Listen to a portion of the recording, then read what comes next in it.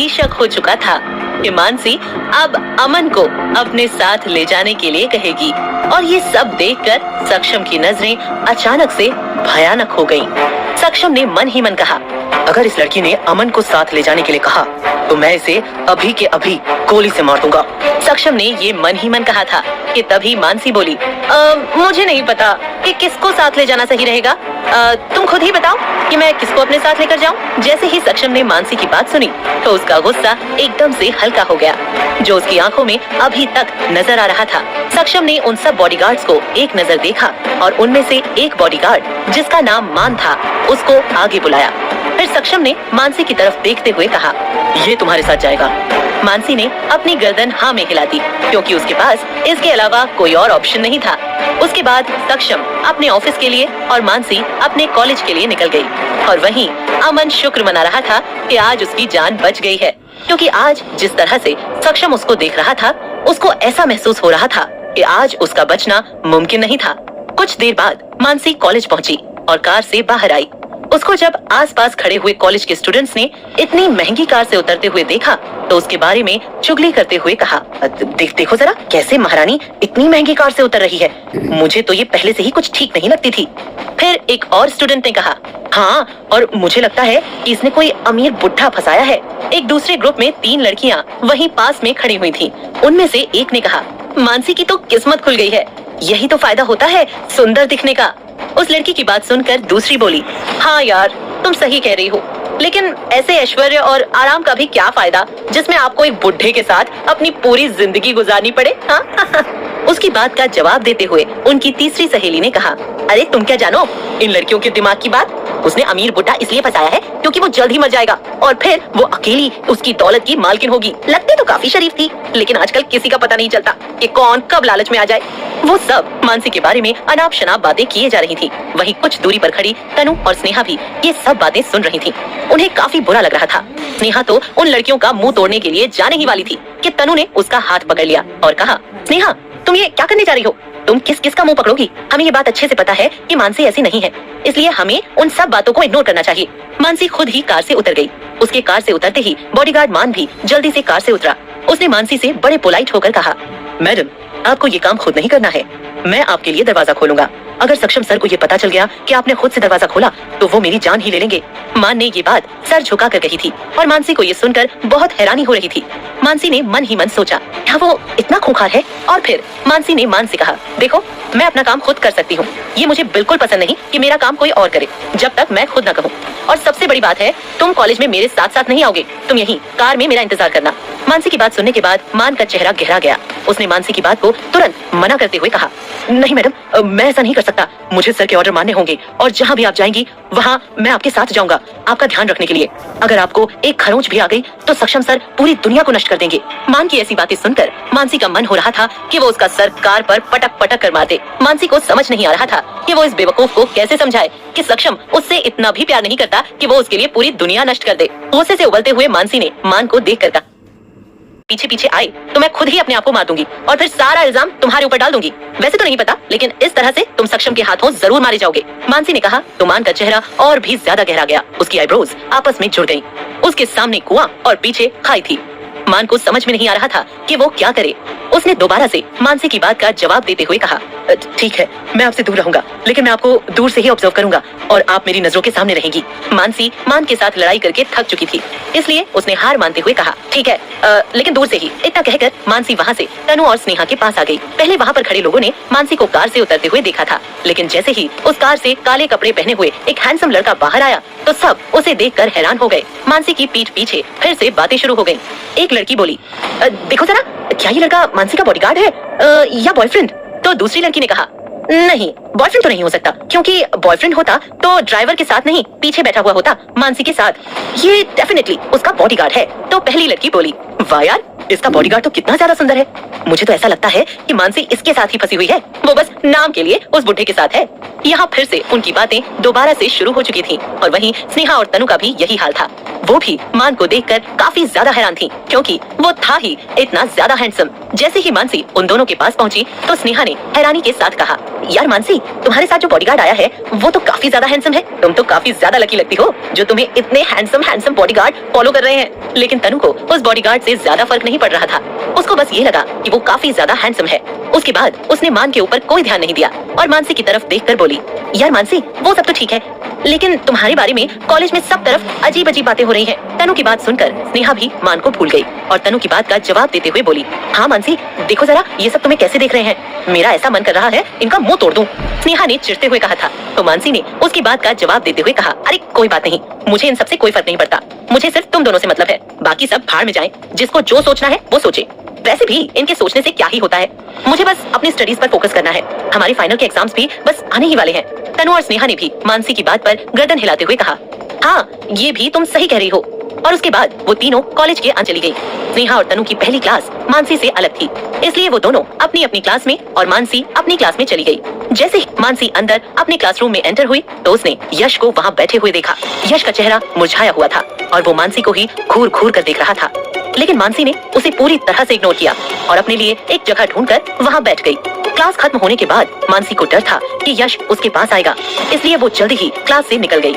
मानसी को खुद से दूर भागते हुए देखकर यश की मुट्ठियां आपस में गुस्से से बंद हो गईं और उसने मन ही मन कहा, कब तक भागोगी मुझसे, एक दिन तो तुम्हें मेरे ही पास आना ही होगा। मानसी क्लास से बाहर आते ही सीधा स्नेहा और तनु के पास आ गई। वो दोनों कैंटीन में ही उसका इंतजार कर रही थी। उन्होंने पहले ही डिसाइड कर लिया था कि जब उनकी क्लास खत्म होगी तो वो कैंटीन में ही मिलेंगी। उन्होंने कुछ खाने के लिए ऑर्डर किया और उसके बाद अपनी अपनी बातें करने लगी। लेकिन अचानक से ही तनु की नजर अपने से कुछ दूर खड़े इंसान पर गई। वो मान था जो उनकी ही तरफ देख रहा था। इतने में ही मानसी पानी की बोतल लेने के लिए उठी तो मान भी उसके पीछे पीछे चला गया और जहाँ से मानसी पानी की बोतल ले रही थी वहीं पर कुछ दूरी पर मान खड़ा हो गया। तनु ये सब नोटिस कर रही थी। फिर उसने स्नेहा को हल्का सा मारते हुए कहा, कितना अजीब है ना मानसी का बॉडीगार्ड। स्नेहा ने तनु की नजरों का पीछा किया और मानसी से कुछ दूर खड़े मान को देखा। उसने उसकी तरफ देखते हुए कहा, तुम्हें कहाँ से ये अजीब लगता है, मुझे तो ये काफी ज्यादा हैंडसम लगता है। क्या है यश का प्लान? क्या वो मानसी को किसी तरह से नुकसान पहुंचाना चाहता है? क्या होगा आगे जानने के लिए सुनते रहिए love the devil only on pocket FM। इसको पसंद तो नहीं करने लग गई हो? वो दोनों ये बात तनु ने स्नेहा की बात सुनी तो वो चिढ़ गई। उसने चिढ़ते हुए नेहा से कहा, तुम्हें तो हर लड़का स्मार्ट ही लगता है, पता नहीं तुम्हारी बुद्धि को हो क्या गया है, ये इतना ज्यादा अजीब है लेकिन फिर भी तुम इसके चेहरे को देख रही हो। ये सुनकर स्नेहा ने कहा, अरे तो क्या हो गया, आजकल हर लड़की चेहरा ही देखती है, लेकिन तुम ये बताओ कि कहीं तुम इसका चेहरा देखकर इसको पसंद तो नहीं करने लग गई हो? वो दोनों ये बातें कर ही रही थी, तब तक मानसी भी पानी की बोतल लेकर आ चुकी थी। तनु की नजर फिर से मान पर गई। मान फिर से उसी जगह खड़ा हो गया और फिर से उन्हें ही घूर घूर कर देख रहा था। तनु ने मान को घूर कर देखा और मानसी से कहा, यार मानसी, ये अजीब आदमी हमेशा तुम्हारे साथ रहेगा? मानसी ने तनु की बात को ना समझते हुए कहा, कौन आदमी? तुम किसकी बात कर रही हो? तनु ने मानसी से कहा, अरे मैं तुम्हारे उस बेवड़े बॉडीगार्ड की बात कर रही हूँ। तनु ने ये कहा तो मानसी की नजर मान पर गई। मानसी ने भी परेशान होते हुए कहा, पता नहीं अब कब तक ये मुसीबत मेरे साथ रहेगी। उसके बाद वो तीनों अपनी मंगाई हुई डिशेस को खाने लगे। उधर ऑफिस में सक्षम अभी अभी एक मीटिंग खत्म करके आया था। उसके आते ही उसके असिस्टेंट कार्तिक ने कहा, बॉस, अमेरिका में जो हमारे सबसे बड़े क्लाइंट हैं, उनकी बेटी रिया इंडिया में आ रही है और वो चाहते हैं कि आप उनकी देखभाल करें। सक्षम ने चिढ़ते हुए कहा, क्यों, क्या वो अभी अभी जन्मी है जो मुझे उसकी देखभाल करनी पड़ेगी? सक्षम की बात सुनकर कार्तिक को हैरानी नहीं हुई, क्योंकि शायद उसको पहले से ही पता था कि सक्षम का कुछ ऐसा ही रिएक्शन होगा। कार्तिक ने सक्षम से कहा, सर, तो क्या मैं मिस्टर कपूर को फोन करके मना कर दूं कि आप इस वक्त बिजी हैं और रिया मैडम का ख्याल नहीं रख सकते? सक्षम ने कार्तिक से कहा, तुम एक काम क्यों नहीं करते, तुम उनकी बेटी को खुद के घर क्यों नहीं रख लेते? सक्षम ने जैसे ही कहा तो कार्तिक को खांसी आ गई। उसने तुरंत कहा, नहीं सर, मैं ऐसा नहीं कर सकता, मेरे घर में आजकल गेस्ट आए हुए हैं। सक्षम कार्तिक को घूरते हुए बोला, गेस्ट का तो एक बहाना है, ये कहो ना कि तुम उसे अपने घर नहीं रखना चाहते। कार्तिक ने अपनी बात रखते हुए कहा, सर, आप तो सब जानते ही हैं, क्यों ना आप उन्हें अपने घर में रख लें, और वैसे भी वो यूनिवर्सिटी में आपके साथ ही पढ़ी हैं, आप दोनों तो एक दूसरे को जानते ही होंगे और काफी अच्छे दोस्त भी होंगे। सक्षम ने कार्तिक को घूर कर देखते हुए कहा, मैंने आज तक उसे ठीक से देखा भी नहीं है, दोस्ती तो दूर की बात है, वो तो क्या, मैंने आज तक किसी भी लड़की को ठीक से नहीं देखा है। उसकी बात सुनकर कार्तिक मुस्कुरा दिया, क्योंकि वो यही तो सक्षम के मुंह से निकलवाना चाहता था। एक शातिर मुस्कान के साथ कार्तिक ने कहा, अच्छा सर, तो जो लड़की आपके साथ रहती है उसे देखकर तो आप अपनी आंखें बंद कर लेते होंगे। कार्तिक ने ये सवाल जानबूझकर पूछा था क्योंकि वो अच्छे से जानता था कि सक्षम उस लड़की को पसंद करने लगा है। तभी ये सुनकर सक्षम बोला, मुझे ऐसा लगता है कि तुमने अब तक काफी पैसा कमा लिया है। तुम्हारे माँ बाप को जिंदगी गुजारने के लिए वो पैसा काफी होगा। कार्तिक ने ना समझते हुए कहा, क्यों सर, आप ऐसा क्यों पूछ रहे हो? सक्षम ने कार्तिक को घूरते हुए आगे कहा, क्योंकि मुझे ऐसा लगता है कि तुम्हारे जीने के दिन अब खत्म हो चुके हैं। जैसे ही सक्षम ने अपनी बात पूरी की, कार्तिक की आंखें लगभग बाहर आ गईं। उसको अच्छे से पता था कि सक्षम ऐसा कर भी सकता है। कार्तिक ने हड़बड़ाते हुए जल्दी से कहा, नहीं नहीं सर, मैं तो मजाक कर रहा था। आप तो सीरियस ही हो गए। मैं रिया मैडम के रहने का इंतजाम करके आता हूँ। इतना कहकर कार्तिक वहाँ से जल्दी से निकल गया। उसको डर था कि कहीं सक्षम उसको वहीं ना मार दे। इधर कॉलेज खत्म होने के बाद मानसी भी घर आ गई और अब मानसी ने डिसाइड कर लिया था कि वो सक्षम के कमरे में नहीं सोएगी। वो अब दूसरा कमरा अपने लिए इस्तेमाल करेगी क्योंकि उसके एग्जाम्स आने वाले थे और वो अब किसी प्रकार की लापरवाही नहीं कर सकती थी और सक्षम के साथ तो बिल्कुल भी पढ़ाई नहीं कर सकती थी। इसलिए उसने कॉलेज से आने के बाद अपने लिए एक दूसरा कमरा देख लिया और वहीं पर स्टडी करने के लिए बैठ गई। सक्षम जब घर आया तो उसे मानसी कहीं नहीं दिखी। वो पूछना तो नहीं चाहता था लेकिन उसका मन नहीं मान रहा था। फिर उसने देवकी आंटी से पूछा, मानसी कहाँ है? वो अभी तक नहीं आई क्या? देवकी जी ने कहा, नहीं, वो आ चुकी है। उसने मुझे बताया कि उसके एग्जाम आने वाले हैं और वो पढ़ाई करने के लिए किसी और कमरे में बैठी है, लेकिन मुझे ये नहीं पता कि वो किस कमरे में है। ये सुनकर सक्षम ने अपनी गर्दन हिला दी और उसके बाद वो ऊपर आ गया। ऊपर आने के बाद सक्षम को ज्यादा मेहनत नहीं करनी पड़ी। जिस कमरे में वो पहली बार गया उसी कमरे में मानसी बैठी हुई थी। मानसी पूरी तरह से किताबों में डूबी हुई थी और उसका ध्यान एक सेकंड के लिए भी इधर उधर नहीं हो रहा था। सक्षम ने भी उसे परेशान नहीं किया क्योंकि वो नहीं चाहता था कि उसकी वजह से मानसी डिस्टर्ब हो और अपनी पढ़ाई कंटिन्यू न रख पाए। इसलिए वो वहाँ से जल्दी ही निकल आया। फ्रेश होने के बाद सक्षम जैसे ही नीचे आया उसे अपने सामने कुछ ऐसा दिखाई दिया जिसे देखकर वो दंग रह गया। उसके सामने रिया खड़ी थी। उसके हाथों में बैग था और उसके चेहरे पर एक प्यारी सी मुस्कुराहट थी। रिया देखने में काफी ज्यादा सुंदर लग रही थी। सक्षम रिया को अपने सामने देखकर काफी ज्यादा हैरान था और साथ ही साथ उसे काफी ज्यादा गुस्सा भी आ रहा था। सक्षम मन में सोच रहा था कि ये लड़की उसके मना करने के बाद भी यहाँ कैसे पहुँची। रिया के बाद सक्षम की नजर उसके पीछे खड़े कार्तिक पर गई जो अपने हाथों में रिया का सामान लिए हुए खड़ा था। सक्षम को सब समझ में आ गया कि कार्तिक ही रिया को यहाँ पर लेकर आया है। सक्षम ने मन ही मन कहा, क्या ये इंसान अपनी मौत को न्योता देना चाहता है? रिया ने जैसे ही सक्षम को अपने सामने खड़े देखा तो उसके चेहरे पर एक बड़ी सी मुस्कुराहट आ गई। रिया भागकर सक्षम के पास आई और जैसे ही वो सक्षम के गले लगने वाली थी कि सक्षम एकदम से पीछे हट गया और उसने अपना एक हाथ उसके सामने कर दिया जैसे वो रिया को मना कर रहा हो कि मुझे छूने की हिम्मत भी नहीं करना। सक्षम का ऐसा रिएक्शन देखकर रिया अपनी जगह रुक गई। उसकी हिम्मत नहीं थी कि वो सक्षम के खिलाफ जाकर उसके गले लगे। उसके बाद सक्षम ने थोड़ा गुस्से से कहा, तुम यहाँ क्या कर रही हो? रिया ने अपनी सफाई देते हुए कहा, वो मैं तुम्हारे साथ रहना चाहती थी, इसलिए मैंने कार्तिक को कहा कि वो मुझे यहाँ पर छोड़ दे। मुझे होटल में रहना सूट नहीं करता है। होटल में रहने से मेरी तबीयत खराब हो जाती है और डैड ने भी मुझसे कहा था कि मैं तुम्हारे ही साथ रहूं, तुम मेरा अच्छे से ख्याल रखोगे। रिया अपनी बात कह रही थी लेकिन सक्षम की नजरें उसकी बात सुनकर कठोर होती जा रही थी। उसने रिया के ऊपर बिल्कुल भी दया नहीं दिखाई और कार्तिक की तरफ इशारा करते हुए कहा, अगर तुम्हें अपनी जान प्यारी है तो इस लड़की को यहाँ से अभी के अभी लेकर जाओ, वरना तुम कल का सूरज नहीं देख पाओगे। सक्षम ने ये कहा तो कार्तिक की रूह तक कांप गई। उसको काफी ज्यादा डर लग रहा था। रिया ने ही सक्षम के घर आने की जिद की थी, इसलिए कार्तिक को उसको यहाँ लेकर आना पड़ा था।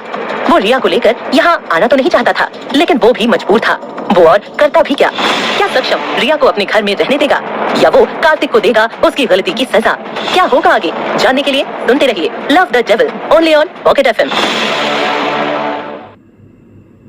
रहना चाहती और ना ही मैं यहाँ के आपके घर में रहना चाहती हूँ।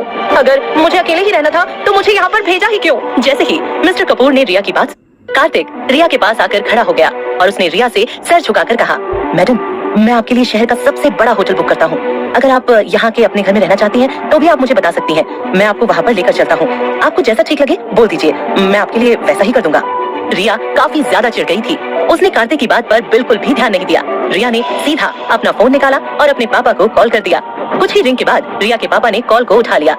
रिया ने थोड़ा रोते हुए कहा, डैड आपने तो कहा था कि मैं सक्षम के साथ उसके घर में रहूंगी, लेकिन सक्षम तो मुझे अपने घर से निकाल रहा है। मैं होटल में नहीं रहना चाहती और ना ही मैं यहाँ के आपके घर में रहना चाहती हूँ। अगर मुझे अकेले ही रहना था तो मुझे यहाँ पर भेजा ही क्यों? जैसे ही मिस्टर कपूर ने रिया की बात सुनी तो उनका चेहरा एकदम से सख्त हो गया।